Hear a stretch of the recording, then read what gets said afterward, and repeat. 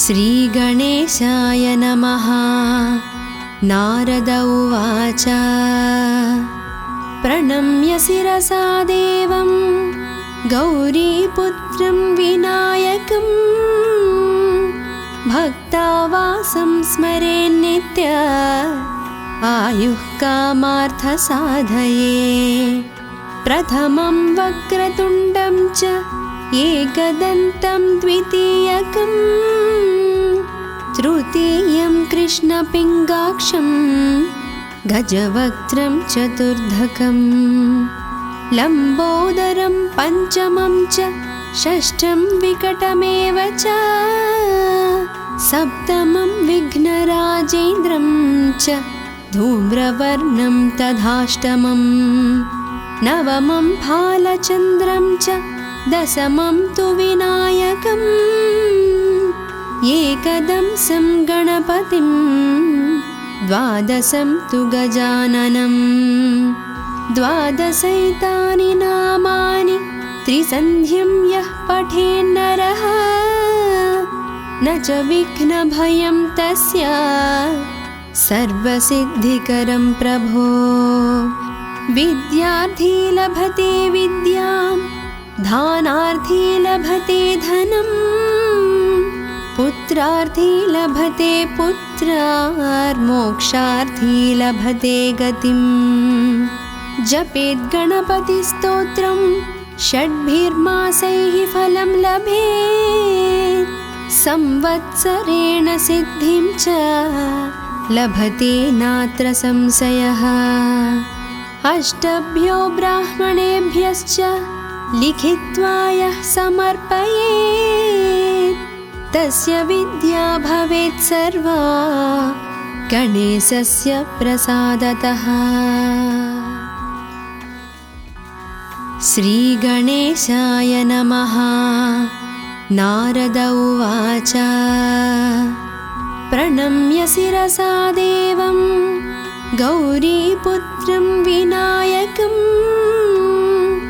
भक्तावासं स्मरेन्नित्य आयुः कामार्थसाधये।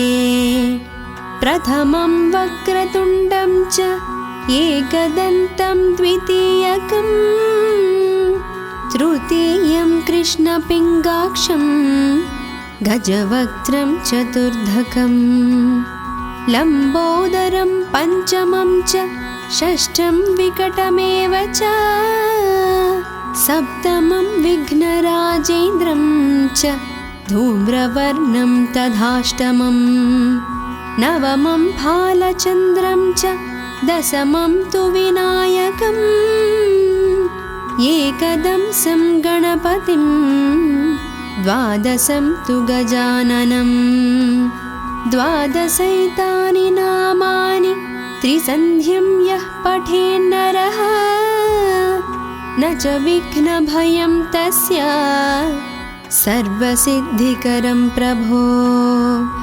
विद्यार्थी लभते विद्यां धानार्थी लभते धनं पुत्रार्थी लभते पुत्रार्मोक्षार्थी लभते गतिं। जपेत् गणपतिस्तोत्रं षड्भिर्मासैः फलं लभेत् संवत्सरेण सिद्धिं च लभते नात्र संशयः। अष्टभ्यो ब्राह्मणेभ्यश्च लिखित्वा यः समर्पयेत् तस्य विद्या भवेत् सर्वा गणेशस्य प्रसादतः। श्रीगणेशाय नमः। नारद उवाच प्रणम्य शिरसा देवं गौरीपुत्रं विनायकं भक्तावासं स्मरेन्नित्य आयुः कामार्थसाधये। प्रथमं वक्रतुण्डं च एकदन्तं द्वितीयकं तृतीयं कृष्णपिङ्गाक्षं गजवक्त्रं चतुर्धकं लम्बोदरं पञ्चमं च षष्ठं विकटमेव च सप्तमं विघ्नराजेन्द्रं च धूम्रवर्णं तथाष्टमं नवमं फालचन्द्रं च दशमं तु विनायकम् एकदंसं गणपतिं द्वादशं तु गजाननं द्वादशैतानि नामानि त्रिसन्ध्यं यः पठेन्नरः न च विघ्नभयं तस्य सर्वसिद्धिकरं प्रभो विद्यार्थी लभते विद्यां धानार्थी लभते धनं पुत्रार्थी लभते पुत्रार्मोक्षार्थी लभते गतिम् जपेत् गणपतिस्तोत्रं षड्भिर्मासैः फलं लभेत् संवत्सरेण सिद्धिं च लभते नात्र संशयः अष्टभ्यो ब्राह्मणेभ्यश्च लिखित्वा यः समर्पयेत् तस्य विद्या भवेत् सर्वा गणेशस्य प्रसादतः। श्रीगणेशाय नमः। नारद उवाच प्रणम्य शिरसा देवं गौरीपुत्रं विनायकं भक्तावासं स्मरेन्नित्य आयुः कामार्थसाधये प्रथमं वक्रतुण्डं च एकदन्तं द्वितीयकं तृतीयं कृष्णपिङ्गाक्षं गजवक्त्रं चतुर्धकं लम्बोदरं पञ्चमं च षष्ठं विकटमेव च सप्तमं विघ्नराजेन्द्रं च धूम्रवर्णं तथाष्टमं नवमं फालचन्द्रं च दशमं तु विनायकम् एकदंसं गणपतिं द्वादशं तु गजाननं द्वादशैतानि नामानि त्रिसन्ध्यं यः पठेन्नरः न च विघ्नभयं तस्य सर्वसिद्धिकरं प्रभो विद्यार्थी लभते विद्यां धानार्थी लभते धनं पुत्रार्थी लभते पुत्रार्मोक्षार्थी लभते गतिम् जपेत् गणपतिस्तोत्रं षड्भिर्मासैः फलं लभेत् संवत्सरेण सिद्धिं च लभते नात्र संशयः अष्टभ्यो ब्राह्मणेभ्यश्च लिखित्वा यः समर्पयेत् तस्य विद्या भवेत् सर्वा गणेशस्य प्रसादतः। श्रीगणेशाय नमः। नारद उवाच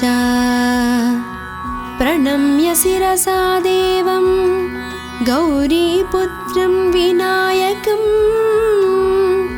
भक्तावासं स्मरेन्नित्य आयुः कामार्थसाधये प्रथमं वक्रतुण्डं च एकदन्तं द्वितीयकं तृतीयं कृष्णपिङ्गाक्षं गजवक्त्रं चतुर्धकं लम्बोदरं पञ्चमं च षष्ठं विकटमेव च सप्तमं विघ्नराजेन्द्रं च धूम्रवर्णं तथाष्टमं नवमं फालचन्द्रं च दशमं तु विनायकम् एकदंसं गणपतिं द्वादशं तु गजाननं द्वादशैतानि नामानि त्रिसन्ध्यं यः पठेन्नरः न च विघ्नभयं तस्य सर्वसिद्धिकरं प्रभो। विद्यार्थी लभते विद्यां, दानार्थी लभते धनम्, पुत्रार्थी लभते पुत्रार्, मोक्षार्थी लभते गतिम्। जपेत् गणपतिस्तोत्रं षड्भिर्मासैः फलं लभेत्, संवत्सरेण सिद्धिं च लभते नात्र संशयः। अष्टभ्यो ब्राह्मणेभ्यश्च लिखित्वा यः समर्पयेत्, तस्य विद्या भवेत् सर्वा गणेशस्य प्रसादतः। श्रीगणेशाय नमः। नारद उवाच प्रणम्य शिरसा देवं गौरीपुत्रं विनायकं, भक्तावासं स्मरेन्नित्य आयुः कामार्थसाधये।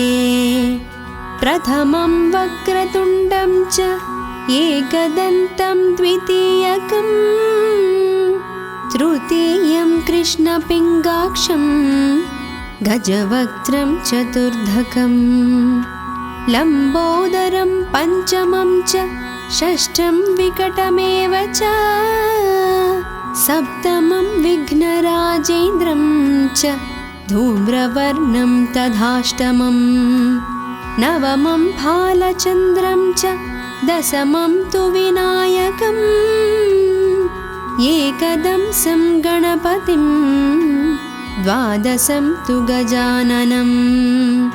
द्वादशैतानि नामानि त्रिसन्ध्यं यः पठेन्नरः, न च विघ्नभयं तस्य सर्वसिद्धिकरं प्रभो। विद्यार्थी लभते विद्यां, दानार्थी लभते धनम्, पुत्रार्थी लभते पुत्रार्, मोक्षार्थी लभते गतिम्। जपेत् गणपतिस्तोत्रं षड्भिर्मासैः फलं लभेत्, संवत्सरेण सिद्धिं च लभते नात्र संशयः। अष्टभ्यो ब्राह्मणेभ्यश्च लिखित्वा यः समर्पयेत्, तस्य विद्या भवेत् सर्वा गणेशस्य प्रसादतः। श्रीगणेशाय नमः। नारद उवाच प्रणम्य शिरसा देवं गौरीपुत्रं विनायकं, भक्तावासं स्मरेन्नित्य आयुः कामार्थसाधये।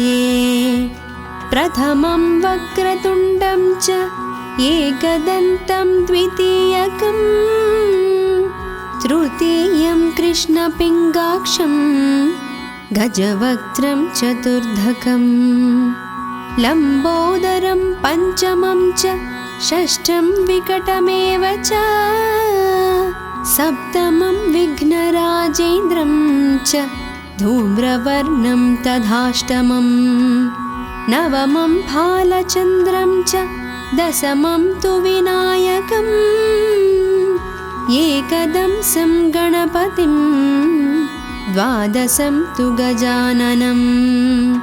द्वादशैतानि नामानि त्रिसन्ध्यं यः पठेन्नरः, न च विघ्नभयं तस्य सर्वसिद्धिकरं प्रभो। विद्यार्थी लभते विद्यां, दानार्थी लभते धनम्, पुत्रार्थी लभते पुत्रार्, मोक्षार्थी लभते गतिम्। जपेत् गणपतिस्तोत्रं षड्भिर्मासैः फलं लभेत्, संवत्सरेण सिद्धिं च लभते नात्र संशयः। अष्टभ्यो ब्राह्मणेभ्यश्च लिखित्वा यः समर्पयेत्, तस्य विद्या भवेत् सर्वा गणेशस्य प्रसादतः। श्रीगणेशाय नमः। नारद उवाच प्रणम्य शिरसा देवं गौरीपुत्रं विनायकं भक्तावासं स्मरेन्नित्य आयुः कामार्थसाधये। प्रथमं वक्रतुण्डं च एकदन्तं द्वितीयकं तृतीयं कृष्णपिङ्गाक्षं गजवक्त्रं चतुर्धकं लम्बोदरं पञ्चमं च षष्ठं विकटमेव च सप्तमं विघ्नराजेन्द्रं च धूम्रवर्णं तथाष्टमं नवमं भालचन्द्रं च दशमं तु विनायकम् एकदंसं गणपतिं द्वादशं तु गजाननं द्वादशैतानि नामानि त्रिसन्ध्यं यः पठेन्नरः न च विघ्नभयं तस्य सर्वसिद्धिकरं प्रभो। विद्यार्थी लभते विद्यां धानार्थी लभते धनं पुत्रार्थी लभते पुत्रार्मोक्षार्थी लभते गतिं। जपेत् गणपतिस्तोत्रं षड्भिर्मासैः फलं लभेत् संवत्सरेण सिद्धिं च लभते नात्र संशयः। अष्टभ्यो ब्राह्मणेभ्यश्च लिखित्वा यः समर्पयेत् तस्य विद्या भवेत् सर्वा गणेशस्य प्रसादतः। श्रीगणेशाय नमः।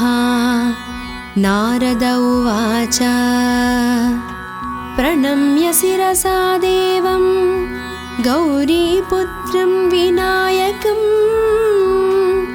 भक्तावासं स्मरेन्नित्य आयुः कामार्थसाधये।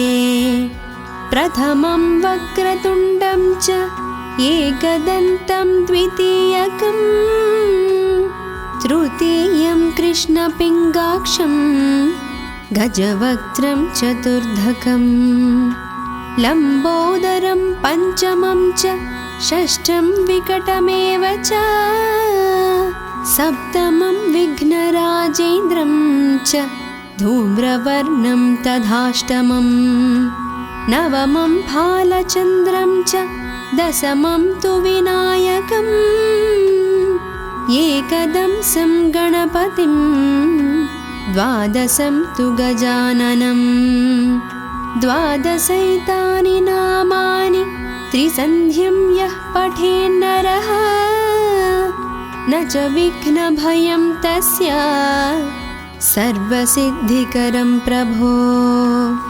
विद्यार्थी लभते विद्यां धानार्थी लभते धनं पुत्रार्थी लभते पुत्रार्मोक्षार्थी लभते गतिं। जपेत् गणपतिस्तोत्रं षड्भिर्मासैः फलं लभेत् संवत्सरेण सिद्धिं च लभते नात्र संशयः। अष्टभ्यो ब्राह्मणेभ्यश्च लिखित्वा यः समर्पयेत् तस्य विद्या भवेत् सर्वा गणेशस्य प्रसादतः। श्रीगणेशाय नमः। नारद उवाच प्रणम्य शिरसा देवं गौरीपुत्रं विनायकं भक्तावासं स्मरेन्नित्य आयुः कामार्थसाधये।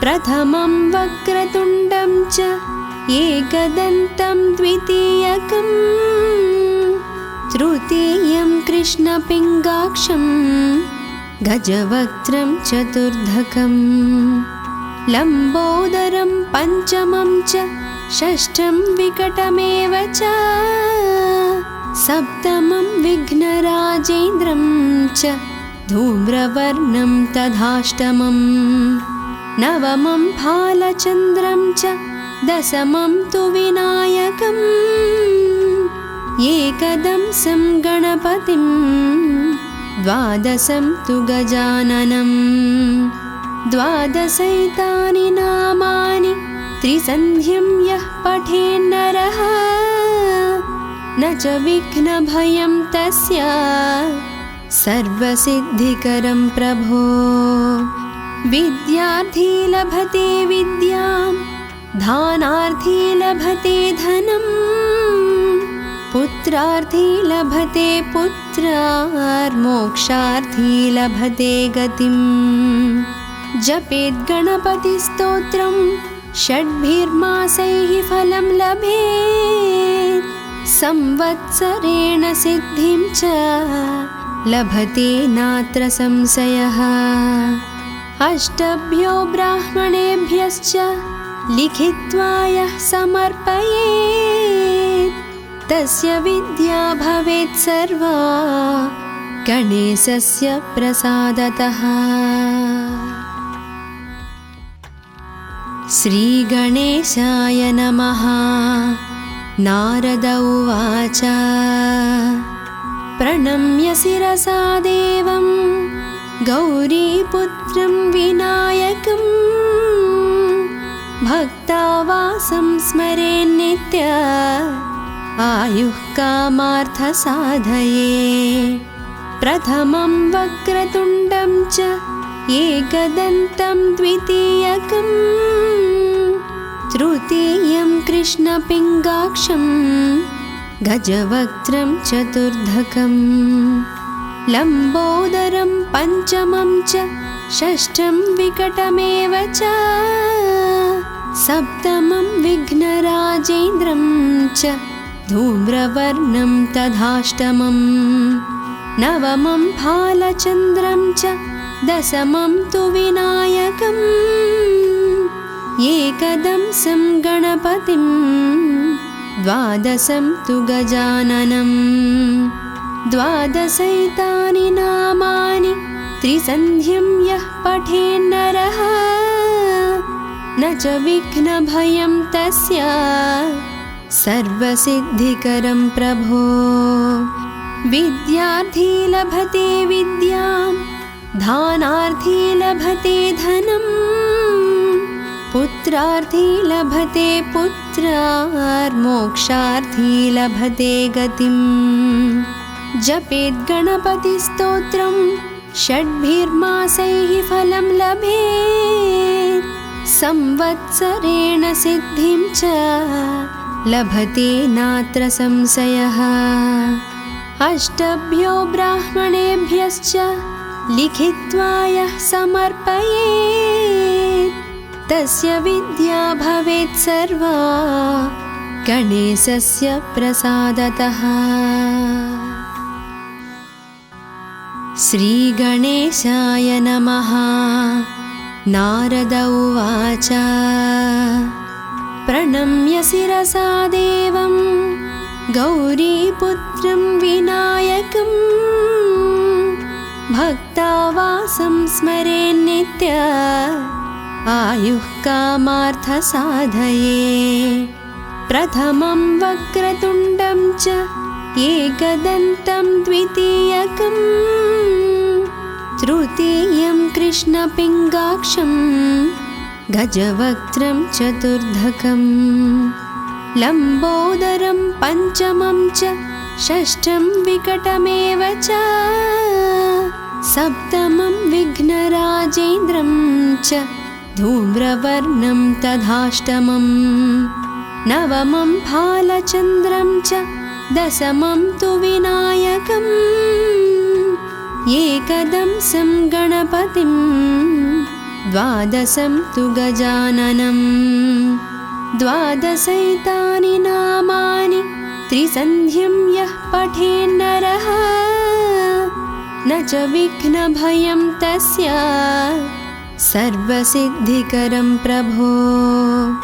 विद्यार्थी लभते विद्यां धानार्थी लभते धनं पुत्रार्थी लभते पुत्रार्मोक्षार्थी लभते गतिम्।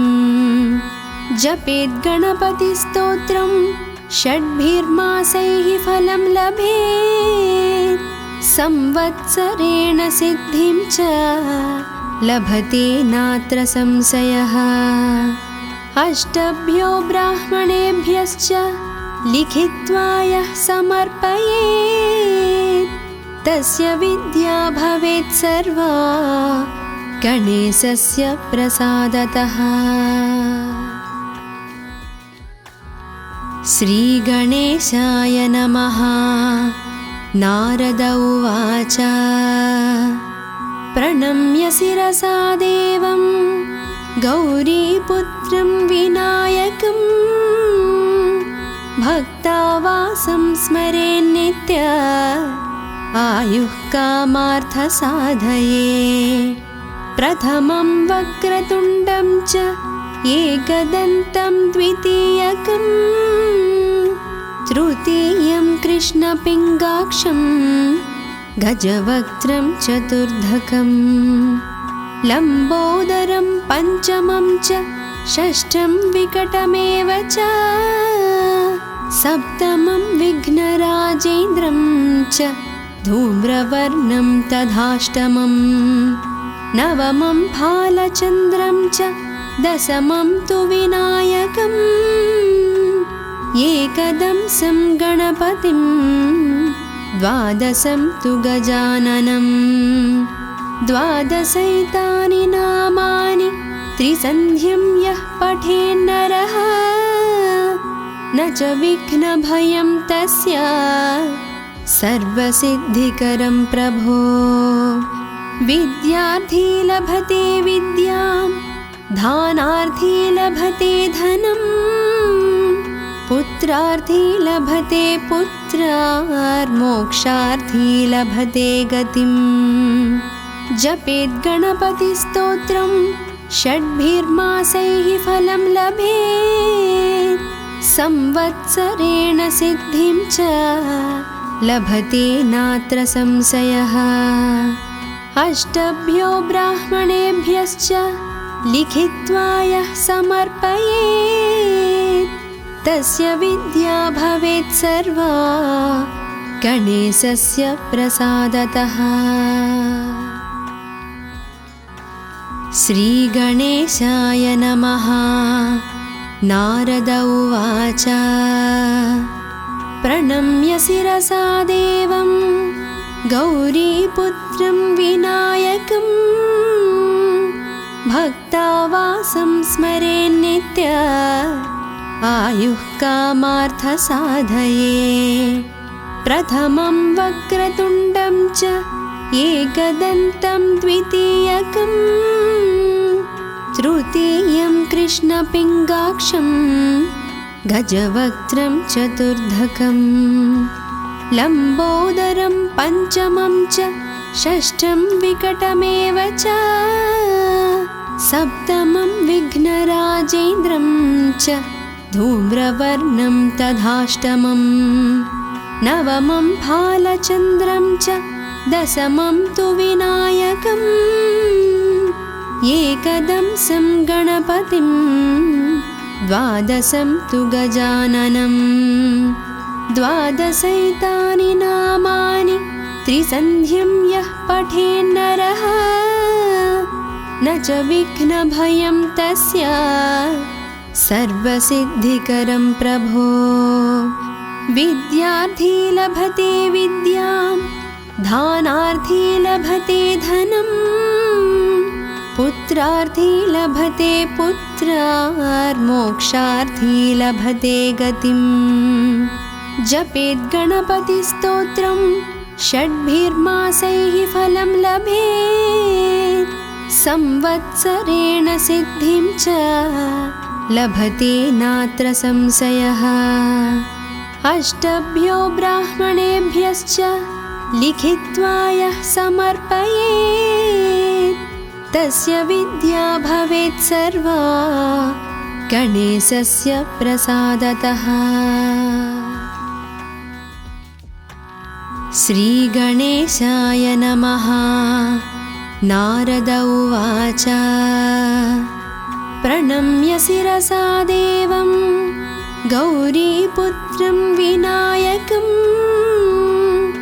भक्तावासं स्मरेन्नित्य आयुः कामार्थसाधये।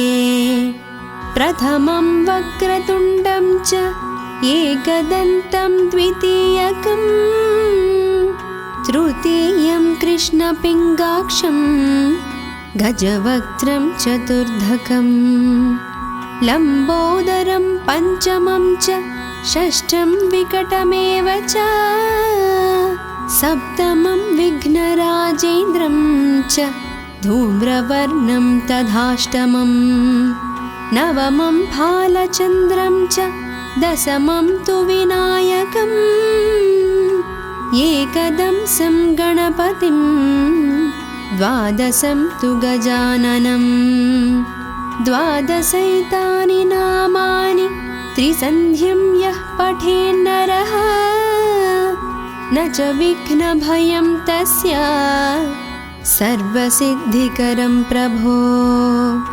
विद्यार्थी लभते विद्यां दानार्थी लभते धनं पुत्रार्थी लभते पुत्रार्मोक्षार्थी लभते गतिं। जपेत् गणपतिस्तोत्रं षड्भिर्मासैः फलं लभेत् संवत्सरेण सिद्धिं च लभते नात्र संशयः। अष्टभ्यो ब्राह्मणेभ्यश्च लिखित्वा यः समर्पयेत् तस्य विद्या भवेत् सर्वा गणेशस्य प्रसादतः। श्रीगणेशाय नमः। नारद उवाच प्रणम्य शिरसा देवं गौरीपुत्रं विनायकं भक्तावासं स्मरेन्नित्य आयुः कामार्थसाधये। प्रथमं वक्रतुण्डं च एकदन्तं द्वितीयकं तृतीयं कृष्णपिङ्गाक्षं गजवक्त्रं चतुर्धकं लम्बोदरं पञ्चमं च षष्ठं विकटमेव च सप्तमं विघ्नराजेन्द्रं च धूम्रवर्णं तथाष्टमं नवमं भालचन्द्रं च दशमं तु विनायकम् एकदंसं गणपतिं द्वादशं तु गजाननं द्वादशैतानि नामानि त्रिसन्ध्यं यः पठेन्नरः न च विघ्नभयं तस्य सर्वसिद्धिकरं प्रभो। विद्यार्थी लभते विद्यां दानार्थी लभते धनं पुत्रार्थी लभते पुत्रार्मोक्षार्थी लभते गतिं।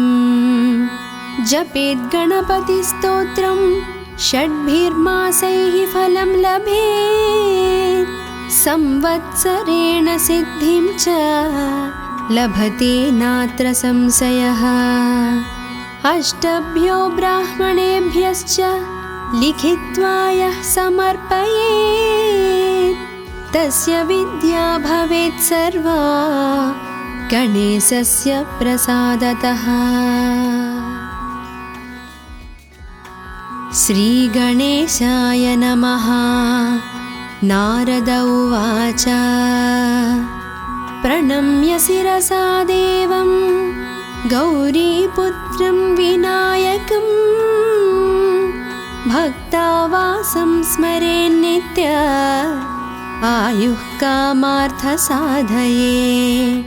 प्रथमं वक्रतुण्डं च एकदन्तं द्वितीयकं तृतीयं कृष्णपिङ्गाक्षं गजवक्त्रं चतुर्धकं लम्बोदरं पञ्चमं च षष्ठं विकटमेव च सप्तमं विघ्नराजेन्द्रं च धूम्रवर्णं तथाष्टमं नवमं भालचन्द्रं च दशमं तु विनायकम् एकदंसं गणपतिं द्वादशं तु गजाननं द्वादशैतानि नामानि त्रिसन्ध्यं यः पठेन्नरः न च विघ्नभयं तस्य सर्वसिद्धिकरं प्रभो विद्यार्थी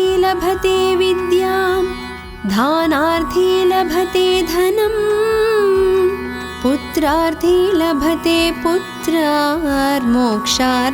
लभते गतिं जपेत् गणपतिस्तोत्रं षड्भिर्मासैः फलं लभेत् संवत्सरेण सिद्धिं च लभते नात्र संशयः अष्टभ्यो ब्राह्मणेभ्यश्च लिखित्वा यः समर्पयेत् तस्य विद्या भवेत् सर्वा गणेशस्य प्रसादतः। श्रीगणेशाय नमः। नारद उवाच प्रणम्य शिरसा देवं गौरीपुत्रं विनायकं भक्तावासं स्मरेन्नित्य आयुः कामार्थसाधये प्रथमं वक्रतुण्डं च एकदन्तं द्वितीयकं तृतीयं कृष्णपिङ्गाक्षं गजवक्त्रं चतुर्धकं लम्बोदरं पञ्चमं च षष्ठं विकटमेव च सप्तमं विघ्नराजेन्द्रं च धूम्रवर्णं तथाष्टमं नवमं भालचन्द्रं च दशमं तु विनायकम् एकदंसं गणपतिं द्वादशं तु गजाननं द्वादशैतानि नामानि त्रिसन्ध्यं यः पठेन्नरः न च विघ्नभयं तस्य सर्वसिद्धिकरं प्रभो विद्यार्थी लभते विद्यां धानार्थी लभते धनं पुत्रार्थी लभते पुत्रार्मोक्षार्थी लभते गतिं जपेत् गणपतिस्तोत्रं षड्भिर्मासैः फलं लभेत् संवत्सरेण सिद्धिं च लभते नात्र संशयः अष्टभ्यो ब्राह्मणेभ्यश्च लिखित्वा यः समर्पयेत् तस्य विद्या भवेत् सर्वा गणेशस्य प्रसादतः। श्रीगणेशाय नमः। नारद उवाच प्रणम्य शिरसा देवं गौरीपुत्रं विनायकं भक्तावासं स्मरेन्नित्य आयुः कामार्थसाधये प्रथमं वक्रतुण्डं च एकदन्तं द्वितीयकं तृतीयं कृष्णपिङ्गाक्षं गजवक्त्रं चतुर्धकं लम्बोदरं पञ्चमं च षष्ठं विकटमेव च सप्तमं विघ्नराजेन्द्रं च धूम्रवर्णं तथाष्टमं नवमं भालचन्द्रं च दशमं तु विनायकम् एकदंसं गणपतिं द्वादशं तु गजाननम् द्वादशैतानि नामानि त्रिसन्ध्यं यः पठेन्नरः न च विघ्नभयं तस्य सर्वसिद्धिकरं प्रभो। विद्यार्थी लभते विद्यां दानार्थी लभते धनं पुत्रार्थी लभते पुत्रार्मोक्षार्थी लभते गतिम्। जपेत् गणपतिस्तोत्रं षड्भिर्मासैः फलं लभेत् संवत्सरेण सिद्धिं च लभते नात्र संशयः। अष्टभ्यो ब्राह्मणेभ्यश्च लिखित्वा यः समर्पयेत् तस्य विद्या भवेत् सर्वा गणेशस्य प्रसादतः। श्रीगणेशाय नमः। नारद उवाच प्रणम्य शिरसा देवं गौरीपुत्रं विनायकं भक्तावासं स्मरेन्नित्य आयुः कामार्थसाधये। प्रथमं वक्रतुण्डं च एकदन्तं द्वितीयकं तृतीयं कृष्णपिङ्गाक्षं गजवक्त्रं चतुर्धकं लम्बोदरं पञ्चमं च षष्ठं विकटमेव च सप्तमं विघ्नराजेन्द्रं च धूम्रवर्णं तथाष्टमं नवमं फालचन्द्रं च दशमं तु विनायकम् एकदंसं गणपतिं द्वादशं तु गजाननं द्वादशैतानि नामानि त्रिसन्ध्यं यः पठेन्नरः न च विघ्नभयं तस्य सर्वसिद्धिकरं प्रभो। विद्यार्थी लभते विद्यां दानार्थी लभते धनं पुत्रार्थी लभते पुत्रार्मोक्षार्थी लभते गतिम्। जपेत् गणपतिस्तोत्रं षड्भिर्मासैः फलं लभेत् संवत्सरेण सिद्धिं च लभते नात्र संशयः। अष्टभ्यो ब्राह्मणेभ्यश्च लिखित्वा यः समर्पयेत् तस्य विद्या भवेत् सर्वा गणेशस्य प्रसादतः।